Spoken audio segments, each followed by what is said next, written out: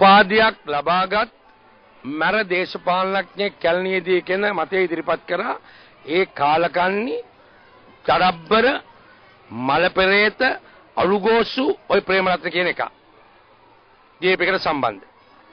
ඌට මං ඇඟිල්ල දික් කළ ඉස්සෙල්ලම කියන්නේ මර්වින් සෙල්ල කියන මම ආචාර්යවරයෙක් මම මර දේශපාලනඥයෙක් නෙවෙයි අයුක්ති අසාධාරණයේ ඉස්සරහා කොන්ද කෙලින් නැගිටින්න පුළුවන් දේශපාලනඥයෙක්. අද මුළු විශ්වවිද්‍යාල පද්ධතිය පහරලා තියෙන්නේ මෙන්න මේ JVP එකට සම්බන්ධ පඳුරු වස්සේ ගස් අස්සේ ගවගාල් වල පැටව ගහපු අයෝ.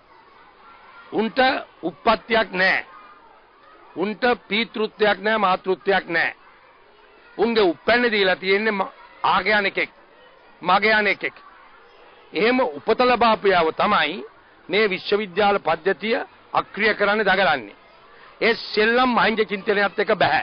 කැලණි ආසනයේ മന്ത്രിවරයා හැටියට ඒ වගේ පඩත්තල පෙරේත මූසල කාලකන්ණි වැඩ කරන්න මම දෙන්නේ නැහැ. උන්ට මම දබරගිල්ල දික් කළා කියන්නේ මේක මගේ ජනතාවගේ පටන් ගැනීමක් විතරයි. මීට පස්සේ මරකම් කරන්න આવොත් ප්‍රසිද්ධියන්නේ මර්වින් සිල්වා.